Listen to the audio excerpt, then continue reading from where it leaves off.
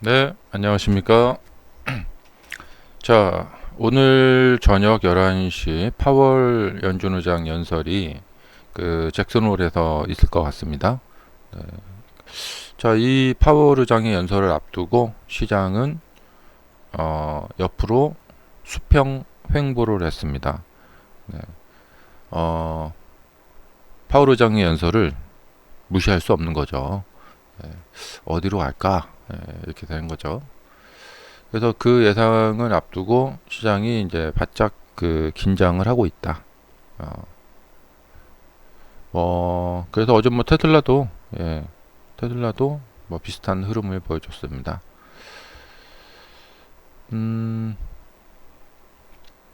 자, 나스닥 같은 경우는 여기서 이 아래로 다이빙을 할 것이냐, 아니면 이번에도 다시 또 살아날 것이냐, 이런 기로점에 놓여 있다 이렇게 보여지고요. 굉장히 중요한 날이 될 거라고 생각이 됩니다.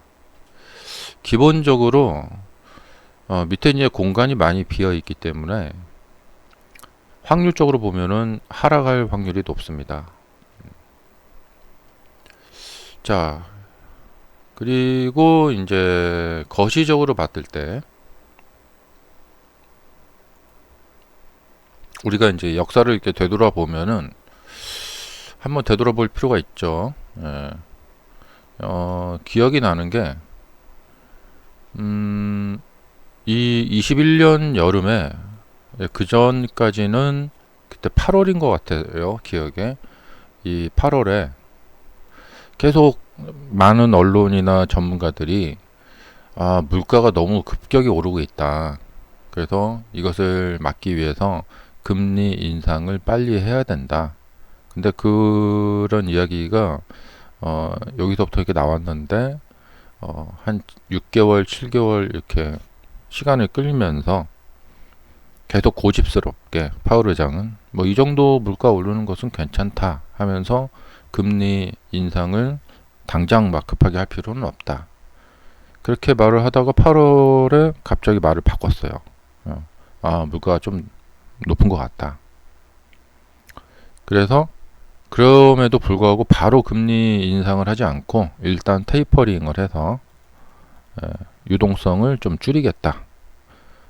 그래서 그 테이퍼링을 11월인가 12월에 시작을 했고, 그 다음에 8월 잭슨홀 미팅에서 이제 22년 8월 잭슨홀 미팅에서 이제 그 금리 인상에 대해서 좀 강력하게 하겠다 그런 얘기를 하면서 하반기 주식시장이 12월 말까지 그냥 엄청나게 하락을 했었죠. 그리고 나서 이제 23년이 됐는데요. 근데 이렇게 이제 하락하는 과정을 보면 사람들이 왜 이것을 매도를 했느냐? 금리를 많이 올리면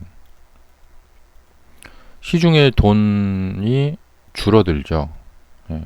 그리고 금리를 이제 높게 올리면, 금리 인상을 높게 하면은 그것 때문에 앞으로 23년에 경기 침체가 나타날 것이다. 이런 예상 때문에 매도들을 많이 했었죠. 하지만 23년에 경기 침체 우려가 있긴 있었지만 주식시장은 엄청나게 상승을 했어요. 뭐 이제 침체를 우려하면서 침체 있나 했더니 없네 하면서 올라갔죠. 근데 이제 금리는 엄청나게 높은 상황이었어요. 이제 전통적으로 이제 경제 교과서적으로 봤을 때 금리가 높으면 사람들이 대출을 많이 안 해가죠. 그래서 시중에 풀리는 돈이 이제 감소가 되면서 주식시장은 유동성 감소로 인해서 하락을 해야 돼요. 그리고 금리가 높아도 굉장히 높았었어요. 이제 거의 뭐 5% 금리까지 갔었죠. 자, 그런데 그렇게 높은 금리가 유지되고 있는 상태에서 주식시장은 하락을 하기는커녕 놀라운 상승을 했습니다. 급등을 했어요. 그리고 그 급등은 24년에도 이어졌고 24년에도 여전히 엄청나게 높은 금리가 있었죠. 네. 그렇다면은 이것은 무엇을 뜻하냐면 이 금리가 시장의 주가를 좌우하는 결정적인 요소는 아니다라는 거예요. 예, 결정적인 요소가 아니다. 이 말은 뭐냐? 앞으로 이제 금리를 내리겠다. 오늘 뭐 잭슨홀 미팅에서 금리를 인하하겠다. 많이 인하하겠다. 완전 비둘기식으로 간다 해도 그럼 금리 인하하면 시중에 돈이 풀리고 그 돈이 주식시장으로 와서 주식시장이 막 엄청 급등을 가겠구나. 이렇게 단순하게 이렇게 연결하기가 어렵다는 것이죠. 왜냐하면 반대로 높은 금리 상황에서도 시중의 돈이 유동성이 줄어드는 상황에서도 주식시장은 엄청 올라갔다는 거예요. 그러면 금리가 내려가는 시장의 유동성이 이렇게 공급이 되는 그런 상황이라면은 그것 때문에 무조건 주식시장은 돈이 풀렸다 하면서 막 올라갈 것이냐. 꼭 그렇게 정확히 단순하게 연결하기가 어렵다는 것이죠. 그러니까 금리가 인하되는 상황에서도 만약에 경기가 좀 안 좋다. 경기 둔화가 계속 지속된다. 혹은 약간 침체를 보인다. 그렇다면 얼마든지 주식시장은 내려갈 수 있다는 것이죠. 근데 지금 이제 사람들이 시장에 대해서 이제 주목하고 있는 것은 뭐냐? 금리 좀 인하해 주라. 시장에 돈이 풀리게. 그래서 그것이 주식시장으로 와서 주식시장 주가 상승하게 좀 만들어 주라. 파월 의장 제발. 막 이러고 있는 거죠. 근데 정작 금리 인하한다고 해서 정비례하게 주가가 이렇게 올라가느냐? 정말 그렇게 될까? 이렇게 23년에 놀랬던 것이 뭐냐면 높은 금리에도 주가가 이렇게 올라간다는 거야.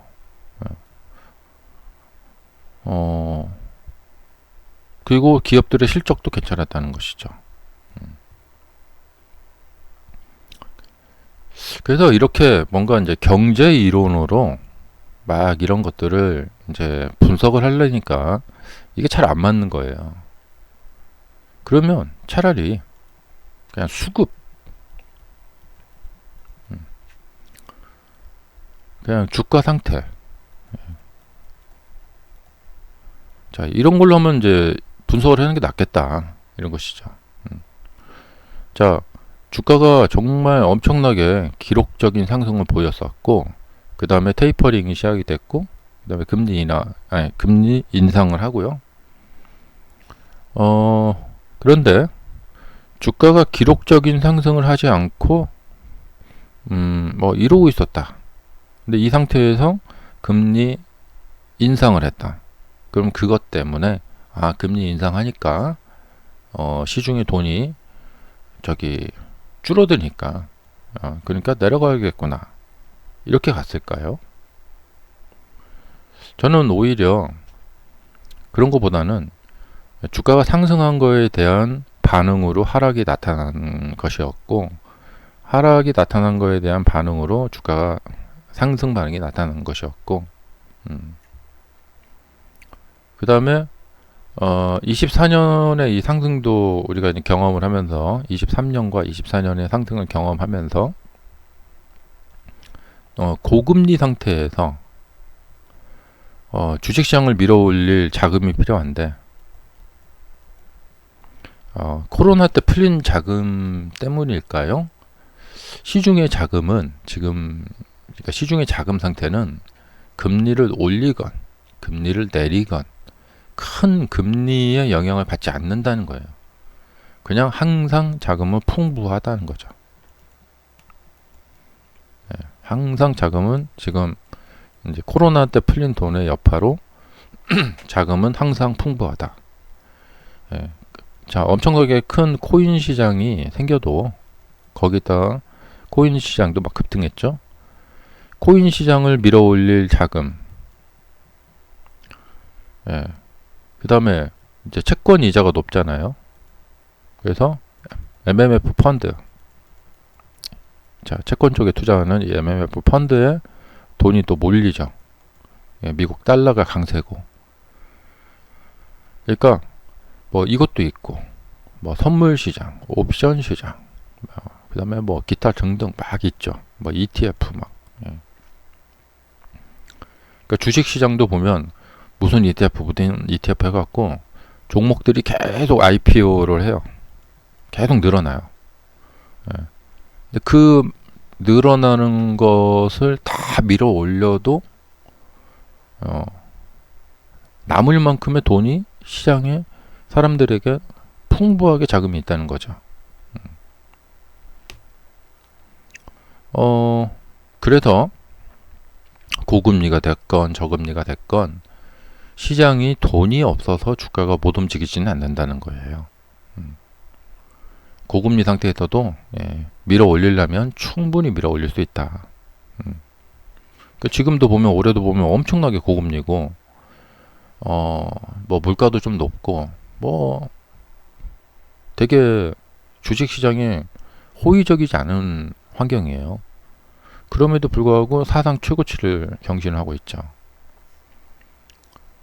그래서 시장의 자금은 엄청 풍부한 상태이다. 환경만 조성되면 된다.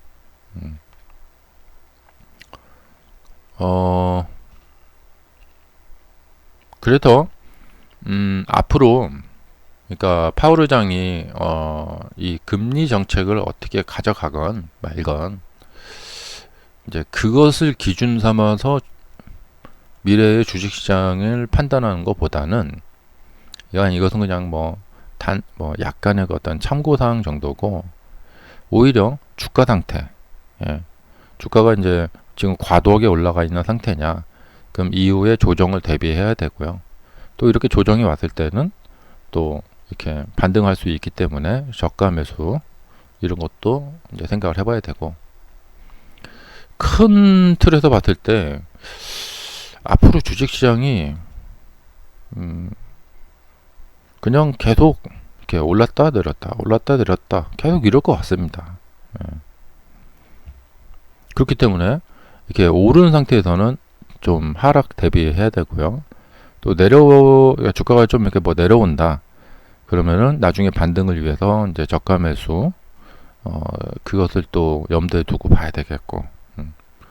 그래서 계속 주식시장은 올랐다 내렸다를 반복할 거라고 생각이 됩니다. 그런데 이런 주식시장의 기본적인 어떤 이런 패턴을 뒤로 하고 어떤 경제 이론이나 경제 전망 이런 것을 우선시해서 이것을 예상을 해서 앞으로 금리가 뭐 어떻게 될 거니까 그것 때문에 뭐 경제는 어떻게 되고 그리고 뭐 그것이 어떻게 되고 막 이런 식으로 막 자꾸만 어떤 경제학자나 경제 애널리스트처럼 이코노미스트들처럼 그런 식으로 해서 앞으로 주식시장은 어떻게 영향을 받을 것이다. 이런 식으로 예상하면서 투자를 하는 것이 성공 확률은 떨어진다라고 생각이 됩니다. 많은 사람들이 이 22년에 주가가 이게 떨어졌음에도 불구하고 여기서 저점 매수를 못했던 이유가 엄청나게 많은 뭐 경제 전문가나 펀드 매니저, 애널리스트들이 방송에 출연해서 23년에 침체, 엄청난 침체가 발생될 것이라는 공포를 엄청나게 줬어요. 그래서 그리고 이제 또 그게 좀 동감이 되는 거죠. 야, 금리를 이렇게 올려놨으니 이제 큰일 났다. 부동산 시장 폭망하고 사람들은 이자 내리라고 아무것도 하지 못할 거다. 소비도 못하고 뭐 누구는 뭐 이자를 월에 얼마씩 내고 막 누구는 얼마씩 내고 여기저기 파산이 일어나고 막 그럴 것이다.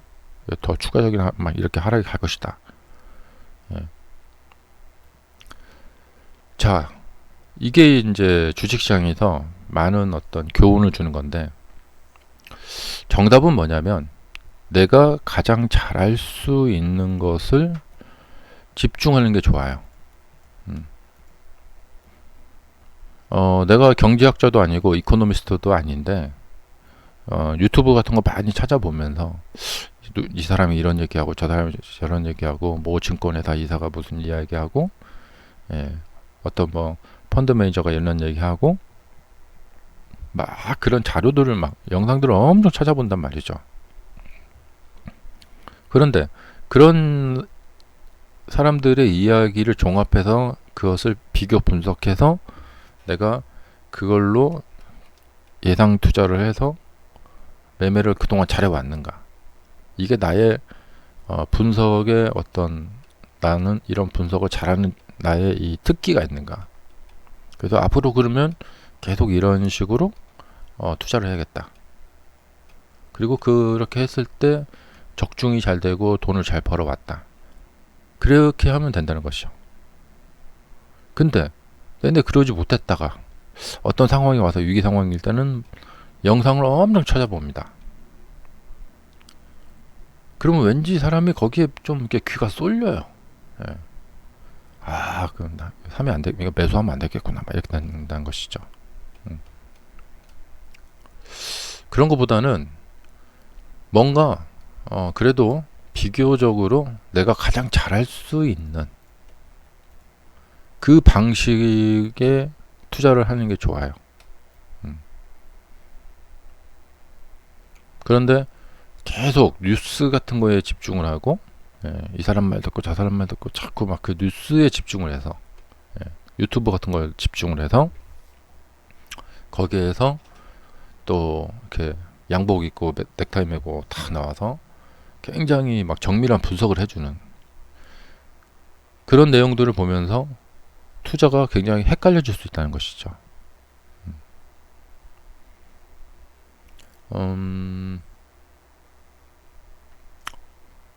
저는 뭐 주장하고 싶은 게 뭐냐, 주식시장은 과열과 냉각, 이것도 이제 과냉각이죠. 예. 과열과 과냉각을 반복한다. 그래서 엄청나게 올랐다가 또 엄청나게 떨어졌다가 냉각됐다가 또 과열됐다가 냉각됐다가, 이것이 주식시장을 그동안 제가 24년간 바라보면서 지내오면서 경험한 바입니다. 이렇게 막 공포수로 갔다가 탐욕수로 갔다가 공포수로 갔다가 탐욕수로 갔다가 공포수로 갔다가 탐욕수로 갔다가, 공포와 탐욕을 계속해서 왔다 갔다 하는 패턴을 보인다. 설마 이번에는 계속 가겠지.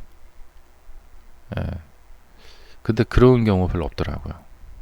계속해서 공포와 탐욕을 왔다 갔다 한다.